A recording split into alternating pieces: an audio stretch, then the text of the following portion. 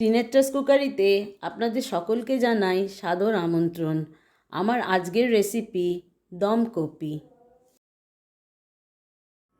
দম কপি বানানোর জন্যে প্যানে 4 চামচ সর্ষের তেল নিয়েছি। তাতে পেঁয়াজ কুচি দিয়ে দিচ্ছি। এতে একটু নুন ছড়িয়ে দিলাম। পেঁয়াজটাকে ভালো করে নেড়ে ব্রাউন করে ফিরে আসছি। ব্রাউন করে ভাজা হয়ে গেছে, তুলে নিচ্ছি।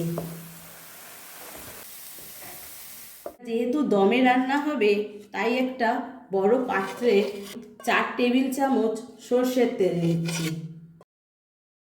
তেলটা গরম হয়ে গেছে, এতে 3টে তেজপাতা আর গোটা গরম মশলা ফোড়ন দিচ্ছি। দারচিনি, ছোট এলাচ আর লবঙ্গ। এবার কুচিয়ে নেওয়া পেঁয়াজ 3খানা দিয়ে দিলাম। মিডিয়াম সাইজের পেঁয়াজ 3টে দিয়েছি, বড় হলে 2টো দিলেই হবে। পেঁয়াজটা নেড়ে নিচ্ছি। চ্যানেলটিকে সাবস্ক্রাইব করেছেন, অনেক অনেক ধন্যবাদ। যারা এখনও করেননি প্লিজ আমার চ্যানেলটিকে সাবস্ক্রাইব করে দেবেন, পুরো ভিডিওটি দেখবেন আর পাশে বেল আইকনটি টিপে দেবেন যাতে আমার পরবর্তী ভিডিওগুলো আপনারা পেয়ে যান।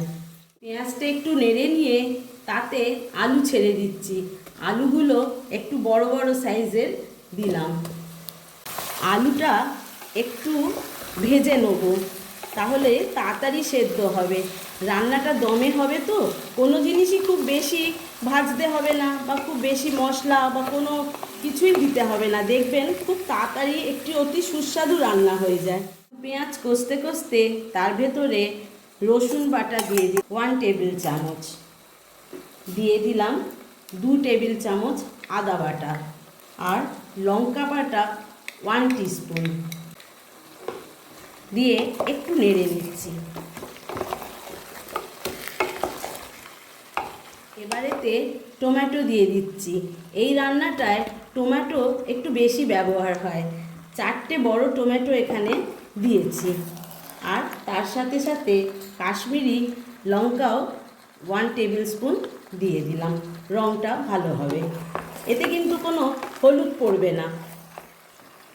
এটাকে একটু নেড়ে মিশিয়ে নিয়ে ফিরে আসছি। এবারেতে পরিমাণ মতন নুন দিচ্ছি। নুনটা একটু বেশি দিচ্ছি কারণ এরপরে ফুলকপিটা অ্যাড করব, সেই অনুপাতে নুনটা দিলাম। নুনটা দিয়ে কষবো যাতে টমেটোর থেকে জল বেরিয়ে আসে। এই রান্নাটায় আলাদা করে কোনো জল দেয়া হবে না, এইভাবেই উইদাউট ওয়াটার রান্না হবে। টমেটোটা গলে গেছে, জল বেরিয়ে গেছে। এবারেতে ফুলকপি দিয়ে দিচ্ছি। ফুলকপিগুলো একটু বড় বড় করে কেটেছি।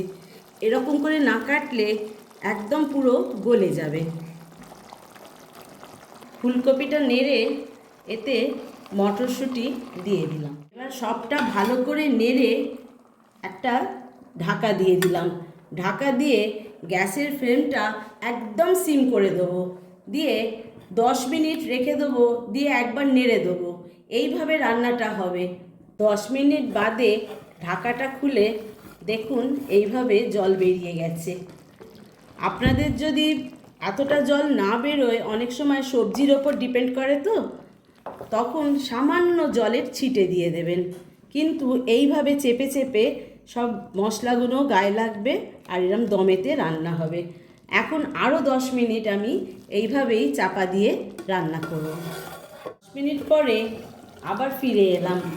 ঢাকাটা খুলে দেখুন সবজিগুলো সব সেদ্ধ হয়ে গেছে।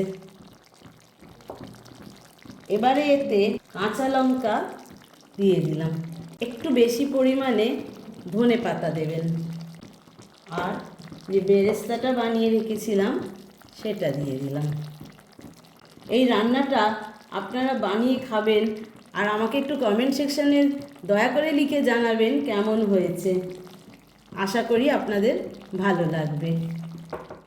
আমার রেসিপিটি কমপ্লিট হয়ে গেছে। আপনাদের কেমন লাগলো একটু কমেন্ট সেকশানে লিখে জানাবেন, লাইক শেয়ার করবেন। আপনাদের একটা লাইক আমার চ্যানেলটিকে এগিয়ে নিয়ে যেতে অনেক সাহায্য করবে। প্রত্যেক শুক্রবার আমার চ্যানেল থেকে আপনারা নিত্য নতুন রেসিপি পাবেন। ধন্যবাদ।